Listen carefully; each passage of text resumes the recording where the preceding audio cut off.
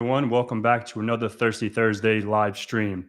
In today's live stream, we have a special guest, and not only is he awesome, he's a content creator, he's a offensive security professional, and we'll let him talk about him. But we're going to be talking about how to become a pen tester and all the interconnections of it. Right? We all think we need to know all this technology, but there's more to it, like networking, labs, and a whole bunch of other stuff. So, without further ado, let's welcome Phillip Wylie. Hey, What's up? Pat. How's it Awesome to be going? joining. Good. Thanks for having me on your show. No, likewise. Like, thank you so much. You had me, and I wanted to pay the respects back. So, thank you.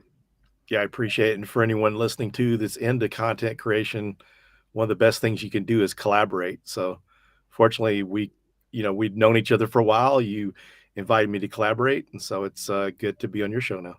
Yeah, no, thank you so much. And if I just want to throw that out there, we do have a moderator, and if you have any questions while we are going, just throw it in the chat.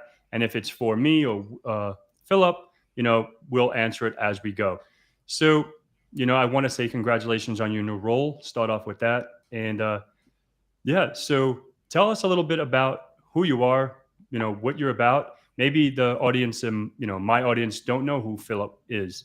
And who are you? And just do a little intro, dude. Go for it. Yeah, so I'm Phillip Wylie. I've been working in offensive security for over 11 years. January will make 20 years that I've been in cybersecurity total. Did some system administration work 6 years before I got into cybersecurity. That's actually how I found out about cybersecurity. Because, like in the late 90s, early 2000s, a lot of companies didn't have their own security teams. Most of the companies I worked at around that timeline, uh, the network people were managing the firewalls. It wasn't like a separate security team. So that's kind of when I got started, got interested in pen testing while I was working application security. I managed our third party pen test because we had a consulting company do our pen test. Did some vulnerability scanning and found out about pen testing. And so that's kind of where I got interested, started taking some courses. And then when I got laid off in 2012, I applied for a consulting role as a pen tester. And so that's kind of how I got my start. Cool. So before we go into, thank you for sharing that, first of all. Before we get into how can a noob become a pen tester, and so there's some differences between a vulnerability assessment or a vulnerability scan and a penetration test. And some people get those two confused, right? The way I'll give my description of it, and then you can give your description of it. So, when I normally do a pen test or an assessment or engagement, I normally do a vulnerability scan first to see what is found. And say, for example, if it's susceptible to any vulnerabilities, any services are susceptible, then I can utilize that to leverage. And there's some people that don't even run a scan prior; they'll just do their Nmap scan, their reconnaissance, etc. So, what is your take, or what is the difference between a vulnerability scan and a penetration test? Yeah, actually, if you want to really simplify it, the difference is the hacking piece between a vulnerability assessment. A vulnerability assessment, you're doing your discovery of the different assets. If you have a set scope, then you're scanning those using Nmap to find open ports and services, as well as running vulnerability scanners like Nessus. And with a vulnerability assessment, you validate those vulnerabilities. Whereas if you're just doing scanning, you're not validating anything. You're just running the scans, giving the report off to someone to remediate. But with a vulnerability assessment, you're validating those vulnerabilities. But you also go a little bit step further beyond just the vulnerability scan. You're using other tools. So you may be using different types of vulnerability scanners, different types of tools and techniques. You may be trying some, password brute forcing, other attacks that use other types of tools. But on a vulnerability assessment, you're not doing any type of hacking type stuff. But then when you get into the pen test, you're basically doing the vulnerability assessment. Everything that you found that was vulnerable, you research to see if it's exploitable, and then you try to exploit those systems. Once you exploit it, you try post exploitation activities like lateral movement, which that means getting access to other systems from that foothold, or lateral movement where you're trying to get elevated access. Maybe your shell, that system, your initial access was just a normal level user, and you're trying to elevate to domain admin, or root, depending on the operating system. Cool. Cool. So that all sounds good. And I'm a new guy, right? I'm speaking for all the new guys out there. And you made a lot of cool sense, right? I understand everything that you said. But say, for example, now I want to get into pen testing, right? Because this is what tonight's about. I want to become a pen tester. So we'll talk about first, like, what is the initial start? Like, we can get into certifications, training, labs, and all that stuff. But like, I'm coming to you, hey, Phil, hey, what's up, dude? Like, how's it going? I want to be like you when I grow up. What do I do? Yeah, so it's really going to depend on where you're at because you kind of need to do a gap analysis on the skills you have and the skills you need. So if you're coming in with no IT experience, if you're not really fluent with connecting computers and networks, changing network settings and stuff, then you need to kind of go more of the route of learning some IT skills, like something like the A plus. You don't necessarily have to get that certification, but you need the A plus level knowledge because you learn a little bit of networking, you learn about the different operating systems, and then from there you need to gain some networking experience. That doesn't have to be the certification either, but something like security plus level access, knowledge. And you can get a lot of stuff from like Professor Messer has a really good YouTube channel. That this stuff is for free. You can go out there and learn these. So you have to learn that knowledge about the system before you can protect it or before you can hack it.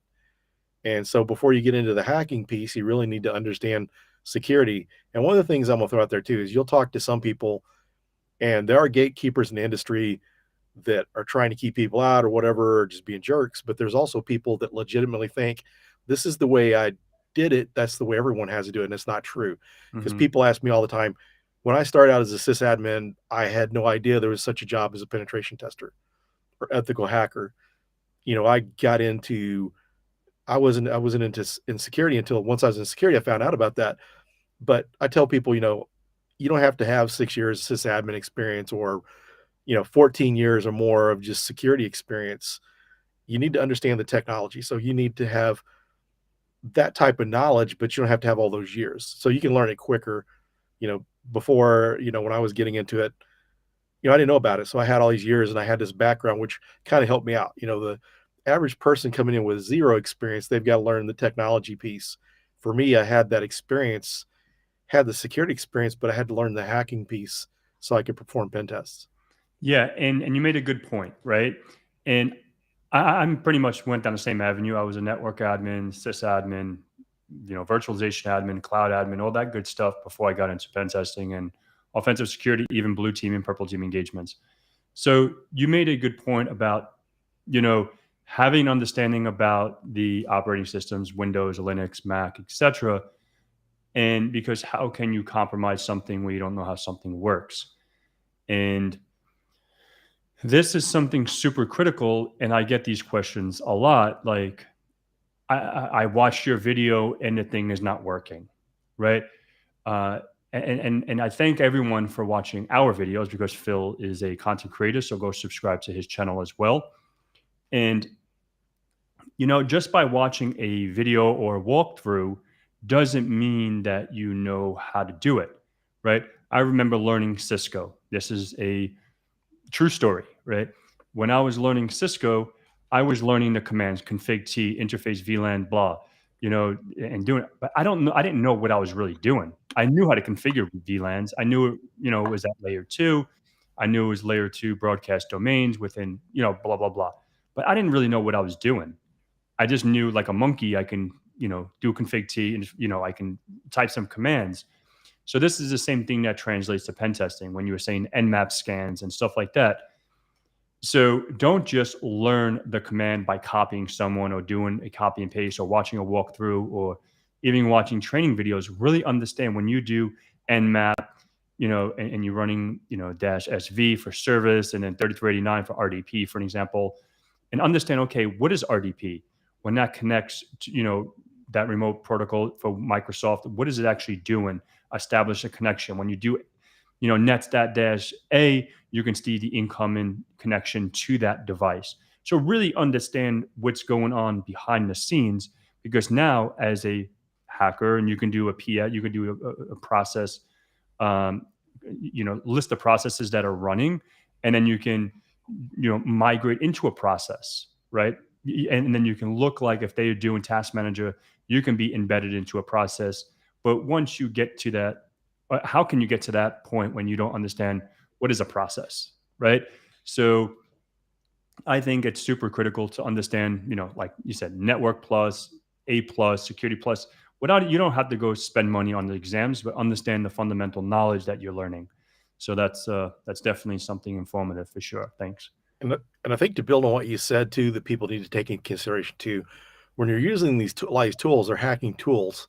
So you should know what they're doing. So you're not taking down a network or Hmm. doing something destructive, because at the end of the day, your customer, your employer, if you're going to breaking stuff, actually breaking stuff, we call it breaking stuff, breaking in. But if you're not breaking stuff, you want to be careful. So you need to be careful what you're doing. Even looking at some of the tools that you download, you need to make sure you know what they're doing, because they can have a back door in it. You may gain a foothold into that environment, but now the person who wrote this tool does too. Yeah, that's a very good point, especially if you're getting something off GitHub or you're downloading it, off a willy-nilly site. You know, that's a very, very valid point, because you don't know, I'm no malware expert. You know what I mean? I know a little bit. I've been learning, obviously, if anyone caught the live last week with reverse engineering with Hannah, like I I was tinkering with some stuff because I took a class, a workshop with her at a B side here in Orlando, and I learned jack shit, right? Because I went in there, just like we were talking about. I went in there. I don't have C, C++. I don't have any of that experience. I come from a network system background. I don't have a programming background. So when I went to her class, I was lost. So this goes back to this, right? You need to have those fundamental knowledge. If I went and I did some basic C plus or C or whatever, and I understood how forward loops work and all this little entry level stuff as a programmer, I would have probably understood that a little more. Now I'm playing around with it a little more, and she's holding me accountable. I told her by the end of the year, hopefully I can do a little bit of sneak peek stuff. But I think understanding that fundamental of anything, if you want to be a web app person, understand what is port, what does a web server run on? You know, is it Apache? Is it IIS? Is it WordPress? Joomla, like understand these CMS applications or yeah, CMS. And I don't know. I think it's super, super critical and to understand the technology that you want to hack. Yeah, totally agree. Yeah. So cool. So now we'll get into like some training, right? You said some of the knowledge that we need to become a pen tester, the fundamental knowledge. Now we got the knowledge, right? What is next? Like, what would you recommend as, to get to get the, now we got the technology part out of the way. Now, how do we start learning about getting that entry level, excuse me, that entry in that foothold to move laterally, etc. So now where do I go now? Yeah, one of the first things I'd recommend is try Hack Me. So you kind of want to start out with the free to low cost stuff when you're starting out, because a lot of people don't have this huge budget. Plus, you don't want to spend a ridiculous amount of money to get into something, realize I don't want to do this and do something else. Exactly. So try Hack Me is nice too, because it's kind of geared towards people just starting out. So they don't make it overly complicated. They give you prerequisite training in there that you can learn, like going through the web app stuff. They'll show you how web servers work, how the HTTP protocol works. So going through stuff like try Hack Me to kind of build a good base there, and then you can go on to like Hack the Box Academy, and a lot of the TCM stuff. I hear a lot of good things about. Pretty Hmm. low cost training there. So those are some other options, because you get into some of the stuff like OSCP, although they've got some prerequisite stuff, which they're finally starting to well, what's happened with the offensive security stuff. Whenever I was taking the OSCP from 2012 to 2013, the people that took it had some IT experience at least. And now you've got people finding out about these certifications that have like zero tech experience or knowledge, and they were jumping into it. So finally, offensive security kind of evolved to help out with that. They had some lower level classes to learn things, so you can get through like the OSCP course, although it's not easy, but they do provide some prerequisite stuff to learn that. So, and it was geared more towards people with experience. So finding these other methods. And I hear a lot of people that have good, a lot of good feedback on like the cyber mentor stuff. So that's kind of inexpensive and kind of good place to start, along with the try hack me and the hack the box stuff. Yeah, and I was gonna feed on that.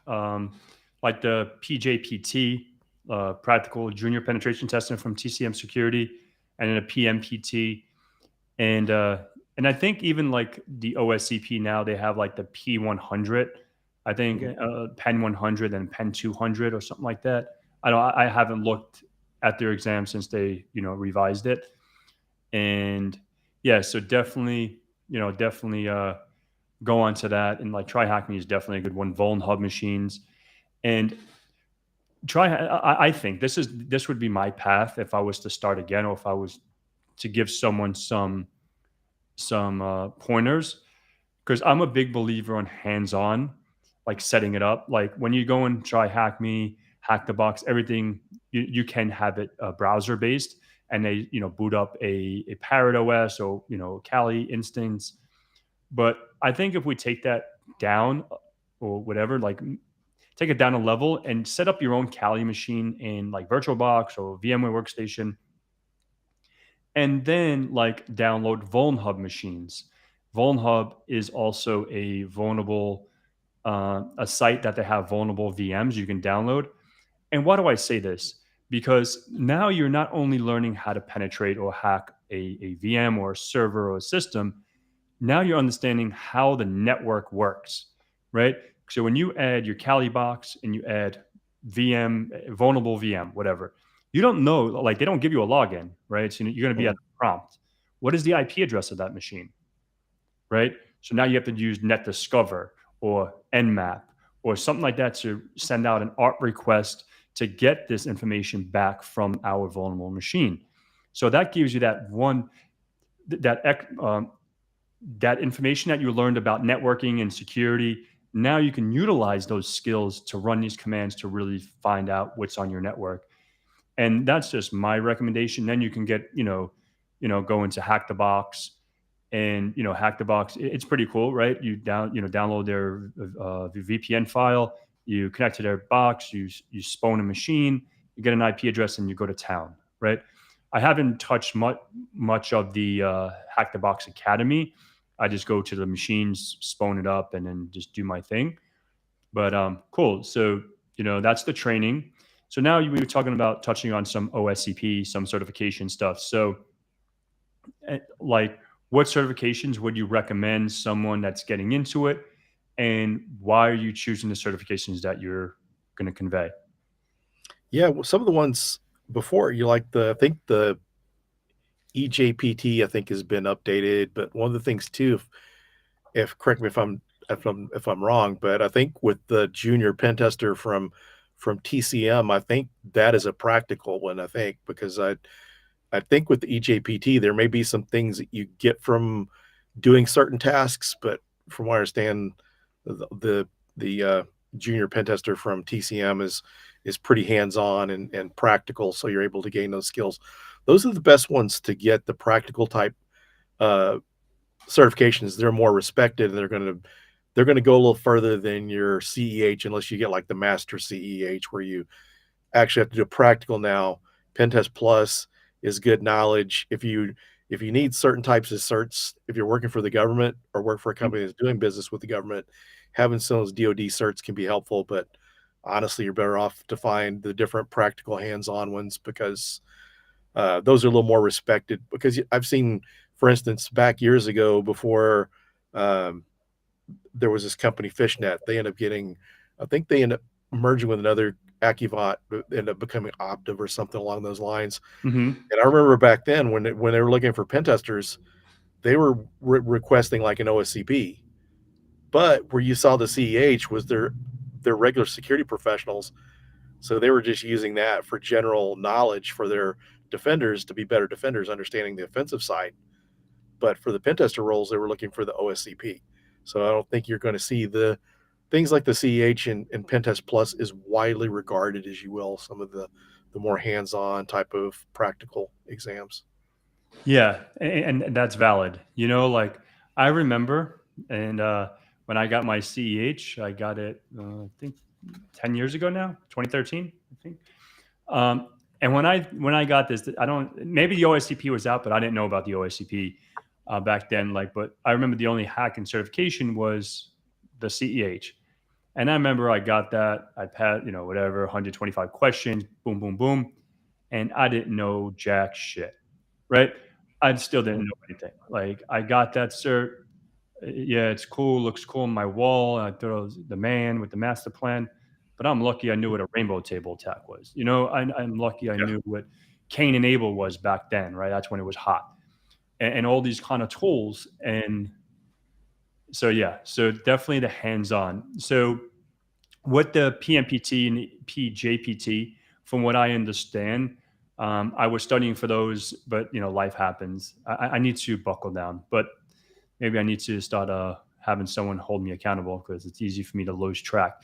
But anyhow, like the PMPT is like the mid level cert, so that's like your, from my understanding, because I've never taken any of these exams, but the PMPT, you have to compromise an external perimeter, and then you pivot your way in, and then you compromise, a domain controller, and then the PJPT, you're already inside your network, right? You're sitting inside, you plug in, like just like if you're doing an internal assessment, and then you have to compromise your domain. And I think you have like 2 days to do the engagement, and then 2 days to write the report. So that's for and I think the PMPT, I think you have 5 days to complete that, and 48 hours. Don't quote me. Go to their site. But like now they're booming, right? Now they just got that mobile cert. Then they have that malware cert. Like Heath is doing some big things, and kudos to Mhm. TCM and that organization, because he's making affordable training and recognizable training, right? And recognizable certs that even jobs are putting that on their requirements. Like before, it was like OSCP, like you said, CEH, maybe Security Plus because DoD. But now PMPT is showing up a lot more because the people are realizing if you have this cert, you understand how to compromise the system, debrief, talk to a client, because you have to, at the end of it, once you're done writing a report, then you have to debrief this. I don't know who you debrief it with, their team or Heath or whoever, but then that grants you the cert. So having that experience is super super cool. Like not a lot of people do that, so that's why big respects to TCM. How big is your rainbow table? I don't have no rainbows. Actually, when I first started out pen testing, the first company I worked for, we actually had rainbow tables. Yeah, And actually, the OSCP had I believe they had like a rainbow table, the original. Yeah, because it had different password hashes in there. There was a rainbow table in it because in your console where you logged in for the OSCP, uh, there was like a rainbow table in there, so you could put password hashes in there and see if they had passwords for them in there. So so that was actually a thing. yeah, that's. I remember when I was going through the training, there was a lot of buffer overflows and stuff like that, and it's like, man, Yeah, I never even done one since. You know what I mean? I haven't opened up immunity same. since 2018, right? So I don't even know the point of that, but it is what it is. It's on the exam. I don't think it's on the exam anymore. Yeah, I Um, don't think I think they may have it on there, but I don't think it's required to pass anymore, from what I mm, understand. yeah, More focus on Active Directory now. yeah, exactly, and that's all what like the PMPT is all about, like Active Directory and stuff like that.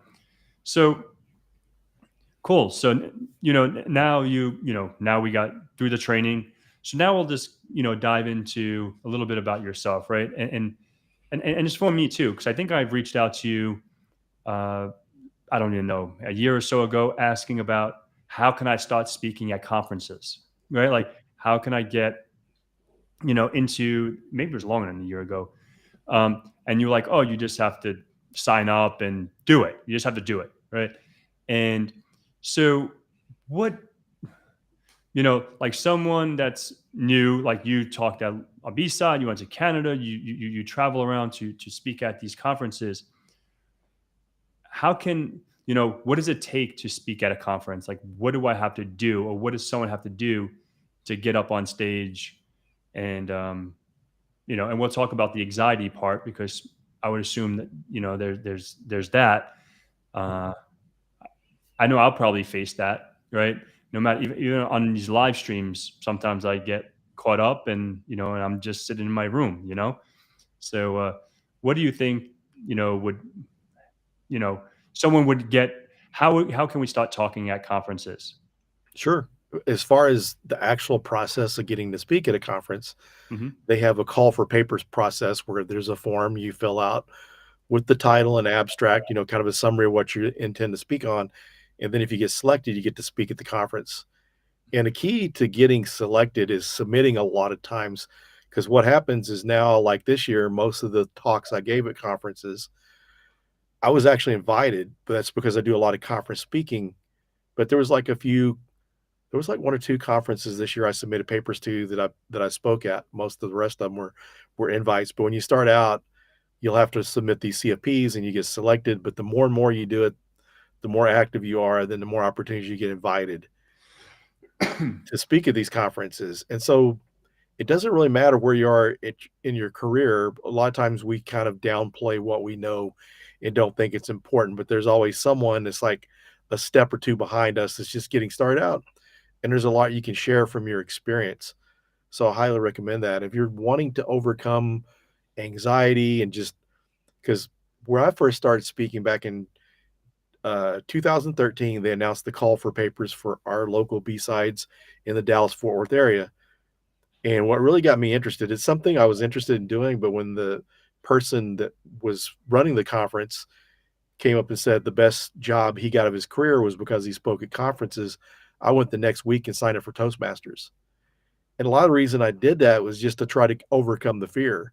Although it did help with my speaking skills, but one of the things that helped me the most is we recorded on video the talks when we were giving our presentations. And the nice thing about Toastmasters, some people think, it can be kind of difficult until you get used to it to speak for like 30 minutes or more.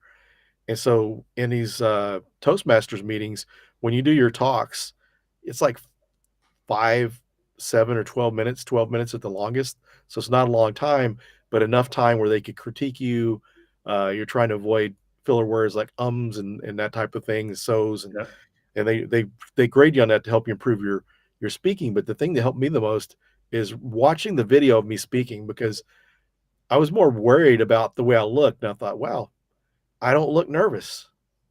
I did okay. And it just seen that I did better than I thought I did. And it kind of gave me confidence to speak because I thought, as long as I don't look like a mess, that I'm not all super nervous and crap, that, yeah. So that kind of helped me overcome kind of my fear. And then just repetition from speaking more, the more practice I get, the easier it gets. I mean, there's times that I'm still a little bit nervous or I don't think it was that great, but as long as people get something out of it, I'll keep doing it. So it's a good way to build your brand and help with jobs. Cause like we were discussing before the podcast, I was looking for a new job. And the day before uh, I left my job, I announced on LinkedIn I was looking for a job. And by the next day I had two offers. So it wasn't even 24 hours after I quit before I had two job offers. And that was because speaking at conferences, building a brand and networking. And as was mentioned earlier too, it's not always just about a ton of connections. It's what you do with those connections, the value you offer, connecting with other people. Because one of the things I've done with my network is I answer questions, I interact with them, I support people, encourage them, share information. So I provide value. Whenever I think about building my LinkedIn audience, I consider this my network, not my followers. I want people that I can exchange ideas with. We can exchange things that we all have some value. And so that's kind of what I did. And it helped build my network. There's people with, twice the size of my network or 40,000 more followers than I have. But just the value I provide from the speaking and all that type of stuff, it's made it easy for me to find jobs, even in kind of the environment we have right now, because all the layoffs and Hmm. workforce reductions we went through this year. Fortunately for me, my network, I was able to find these jobs, and a lot of that was through public speaking. Yeah, and that's something that's super critical, right? Going on to that, like networking. understanding the value of giving back, right?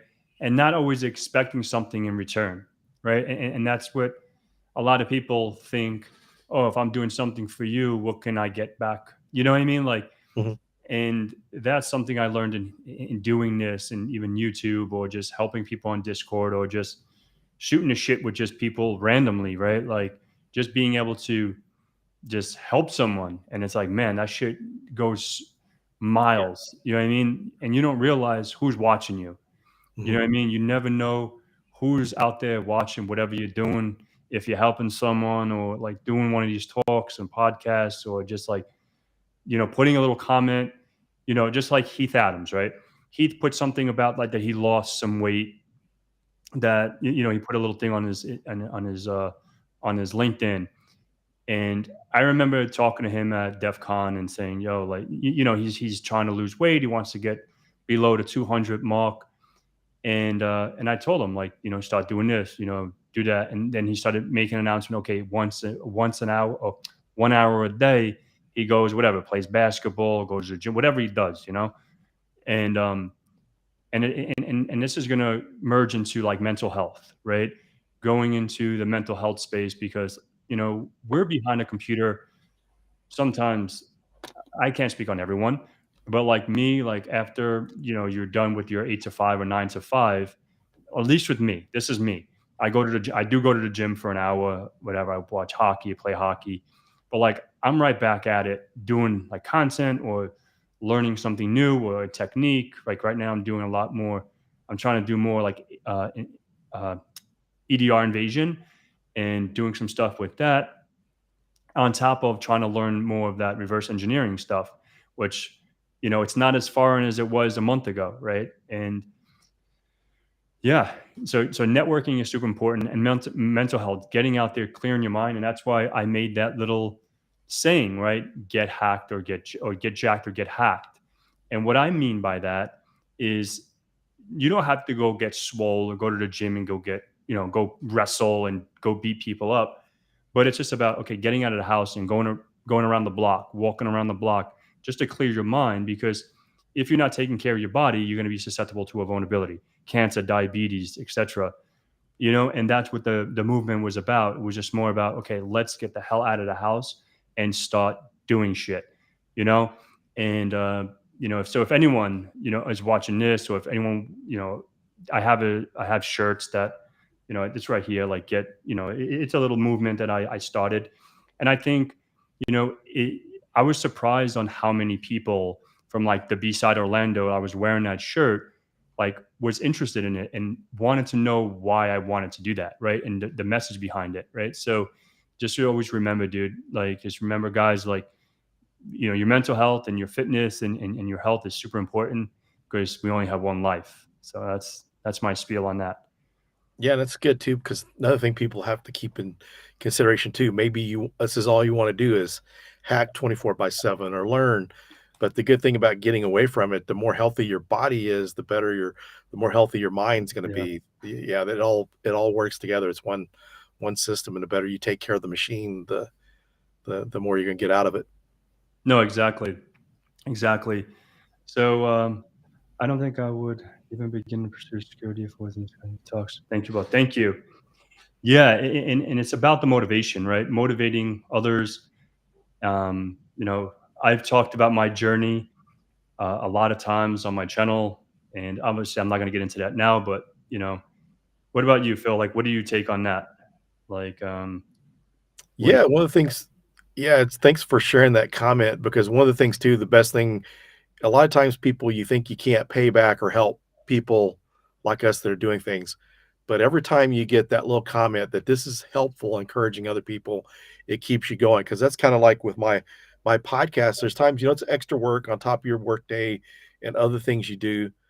And it's like, should I keep doing this? Is it providing any value? And one of the Mhm. experiences I had at Hack Space Con, I ran into a couple there. The husband was going to school to be he was a construction engineer, and he went back to school to learn cybersecurity. And he actually came to the conference for my workshop because he listened to my podcast. And when he stepped away, his wife said, "Thanks for doing the podcast. This is sometimes the only thing that motivates him when I can't." Sometimes she can't encourage him, but the podcast did. And the thing was, it's not me. I was sharing people's stories because one Hmm. of the things too that's important with like show you're doing and what I do is the more stories people hear, some of them resonate different with different people. They may have the same similar background or something. Uh, I've had someone on my podcast. I used to do AutoCAD when I first before I got into being a sysadmin. I was a CAD drafter, and I had one of my former coworkers on that we worked in our CAD drafting days. I helped him get his first pen testing job. Had a couple people listen to that were working in CAD drafting and wanting to move into security, not necessarily pen testing, but they heard that story and it encouraged them. You hear people all the time, am I too old to get into cybersecurity? But then when you got people on the shows 30, 40, 50 something years old and they're getting jobs, it helps encourage other people. So sometimes it's not always the knowledge that we impart, it's sometimes just the encouragement that we give. Yeah, no, exactly. And same thing with me. It's so weird that you say that because, like, even when I went to DEF CON, right? DEF CON is a million people there. I'm just, maybe I do stick out. Maybe I do stick out because a lot of them are very nerdy looking. But, like, anyhow, like, when I was there, just the amount of people that came up and said, "Thanks for this video. Thanks, you helped me get through this walkthrough, and I was stuck." And they could have easily Googled it, right? You can go and Google, help or walkthrough on this box or whatever, or even like, doing some stuff like the other day, a friend, not a friend, someone that's on the internet was like, I have a rubber ducky, right? These things are pretty cool. And he goes, I had a rubber ducky and no one ever taught, it's no instructions. I didn't know how to do it. I plug it in, nothing happens. He didn't understand that he had to set up a payload. He had to set up that inject.bin. You have to compile this. You have to install, like there's a process. You just don't buy it and it works. Same thing with the Wi-Fi punt, like this thing and a whole bunch of cool little hack 5 tools I have. Like, and I use those. We're going to get into that. I wanted to ask you about like tools that you use on pen test. That's why I have my flipper and I have, my little lock picks and all this crazy stuff. But like, and this person, or like when I went to a B-side, like someone that's in this chat right now, Stitch, he came over with some other friend, James, and we went to a local B-side and people recognize me. It's like, hey, thank you for everything you do. It's like that just makes gives you fuel to the fire. It's like, yo, son, like I'm out here doing something, making a difference. If it's one person or a million people, it's like you exist for a reason, you know? So yeah, it's just crazy that the impact you make when you don't even realize it. You just make a video Yeah. to YouTube, go to bed, and you don't know what you're doing for the world. And I say that because Keith Barker, right? I had him on a few weeks ago. That dude made so much impact in my life before I even knew him as a buddy. You know what I mean? Like I used to watch his CBT Nugget videos, learned a lot of stuff just because this man existed. If he didn't exist, I don't know where I would have learned all my CCIE stuff, CCNP stuff, CCNA stuff. And everyone exists for a purpose. And yeah, that's my spiel. Good stuff. Yeah. Yeah, it's very motivating. It's interesting how this works out too, because it's kind of like karma, the universe rewarding you, or whatever you want to say. I'm a Christian, so Hmm. my mind is God rewarding me. But whatever your belief system is, regardless of what the mechanism is in the background, it's like for me when I was doing all this stuff, I didn't expect to get anything out of it except you know being able to help people. That was enough. But then you get to where you're getting jobs, you're getting other opportunities and stuff because there's things you do.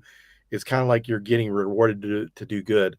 And one of the Hmm. things I think we can't, this not much more important than we can do this is to get out there, be a positive influence, encourage people, show people how to be a good person, how to be nice to others, because there's so much negativity and you can really impact someone's day. If you run into someone, if you're on the highway, someone cuts you off, you flip them off, then maybe that person goes home mad and they have taken out on their family and stuff. But Hmm. if you do something good, maybe you influence someone to do something good to someone else. I mean, a good example is, you could be in a supermarket or somewhere, you open the door, you hold the door for someone, and you notice a lot of times people return the favor to someone else. Hmm. So attitude is kind of contagious. So being the best person we can be and all that. I mean, even at past doing things like this, just being a good person in general, that's just has a lot of value. Yeah, exactly. No, exactly. Like, and that's what, circle back to what we were talking about in the beginning. Like, say, for example, anyone that's watching this in whatever platform, whatever, YouTube, LinkedIn, or whatever, if you guys are looking for a job, right? And feel free if you have any questions for me. Like, I'm no job expert, but I think I can answer some technical questions. We can do some mock interviews. You know, I'm not going to do the whole tell me about yourself because, you know, but more like um, informative information that we can go through technology wise. Okay, like if you're going for a pen test job or a blue team job or understanding some of the blue teaming tools or the defensive tools or whatever. Because I've had experience with, or I have experience with defense, offense, purple team, forensics, and all that stuff. So the last question I have for Philip before we can go into like some Q&A and then we can cut it loose because I know, you probably want to go back to where you need to go. So I do have, some Wi-Fi cards, some lock picks, so if you're doing a physical pen test, right? If you hired me to become a pen tester and we were going to go do a physical engagement, what tools should I have, and what tools do you expect your physical pen tester to have to go on to a physical engagement? Because a lot of people don't talk about physical engagements. Everything is about shooting off Yeah. skins and all that stuff. So for a physical engagement, what would I need to complete one? Yeah, it's kind of interesting. I wished I could remember all the name of the tools because actually today I got trained on physical security assessments because up until today, and I don't have any experience hands-on, using these devices to get into buildings, but Hmm. before in the past it's just been tailgate someone, but I got to learn how to use shims today and some of these Hmm. other.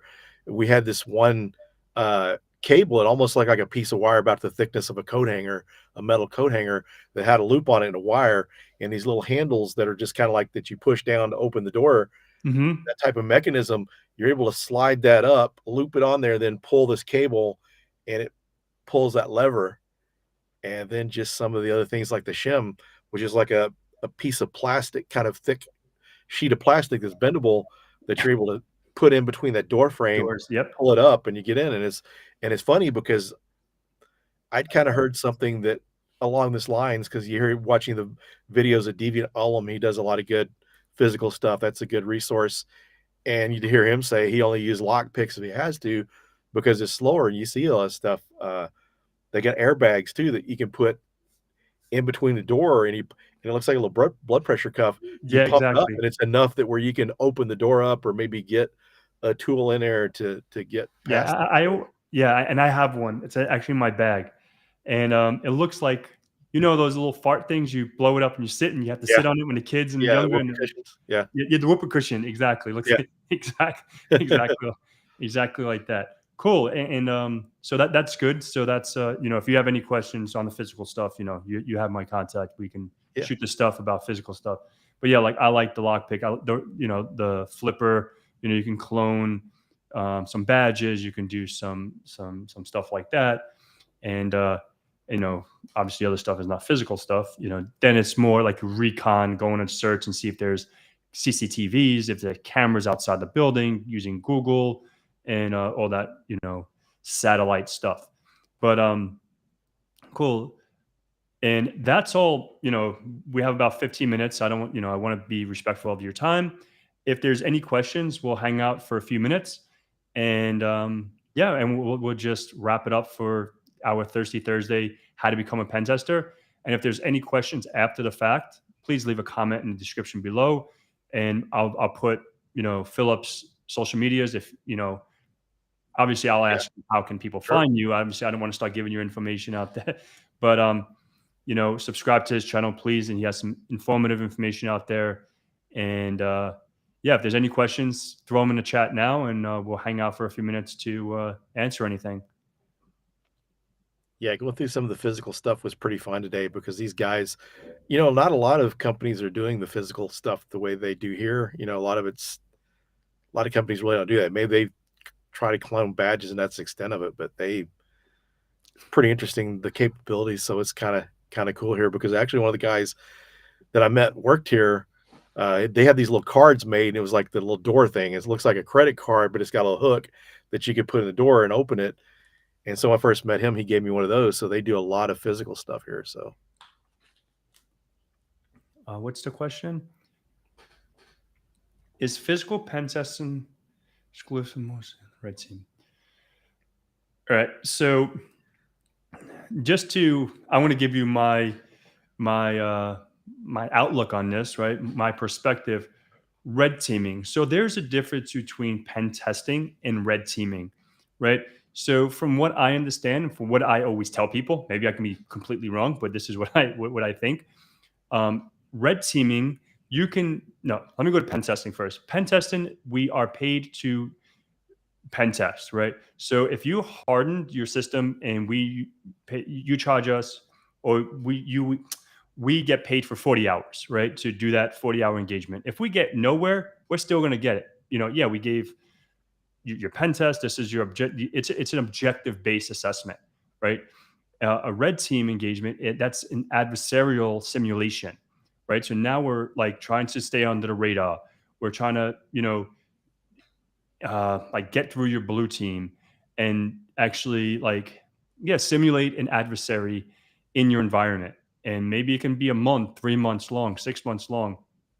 And you're going to connect to more like C2 frameworks and, low level OS, hooking and all these other things that really get into the red teaming. But what was the question again? Is physical testing exclusive most?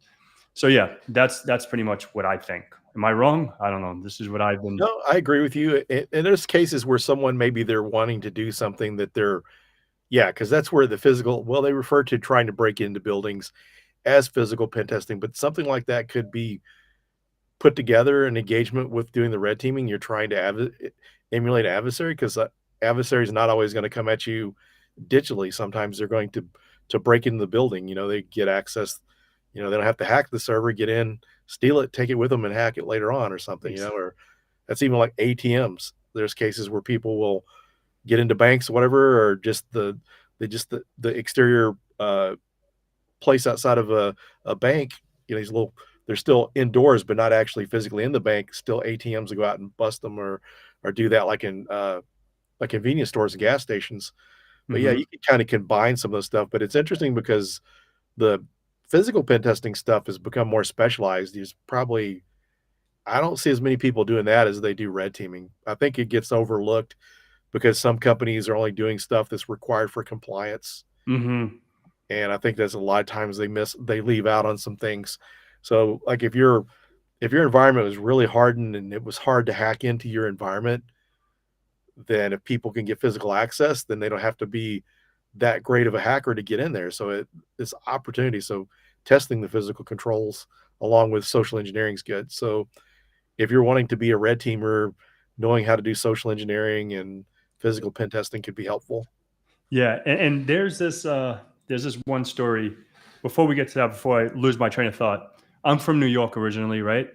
And my brother, all my family lives in New York. So there was someone that I know got booked in a central book, like in a local precinct. He got arrested, and literally, now before there used to be payphones on every corner in New York. Right? I don't know wherever. I've never seen one down here where I'm at now in Florida, but like every corner, and you would have to pay a quarter to, and then the little box at the bottom, there's a whole bunch of quarters in there, right? So this guy, this kid went in, right, and he's no hat, like, and literally he saw because now the only place that they have these payphones are in jails. And so he knew this is what he used to do when he was younger is, go to the corner, rob these places, crack them open with a screwdriver, however they used to crack them open. And this idiot tried to break the one in the prison, and he didn't realize there's no quarters in there. No one really, you just dial out, you know. So like physical security, and obviously the physical aspect of that is like the security guards, the guards were protecting that facility, right? So he was trying to hack, right, that. So yeah, you can go ahead and throw that question on. What was that question? Funny fact. With all the resources you can find, aspects of pen testing, any standout resources, physical pen testing. So from when I went to B-side in Orlando, they actually had a physical pen testing lab or workshop from Black Hills Security. So Black Hills, they have a physical pen testing, uh, lab or something like that. That's the only real physical assessment or physical engagement that I've seen.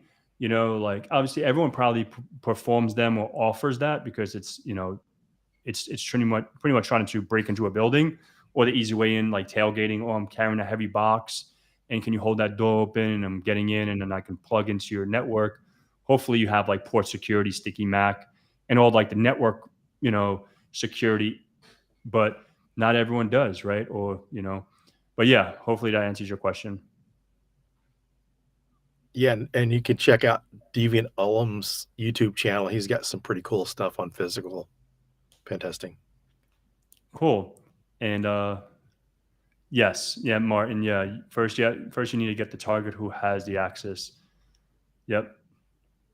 So any other questions for myself or Philip while we have him? He's a busy man, so like again, I don't want to take too much more of his time. And I really appreciate you sparing an hour on this beautiful Thursday. Yeah, thanks for inviting me. Who would win in an arm wrestling between you two? I Well, don't know. so you said you've been arm wrestling. You would probably beat me.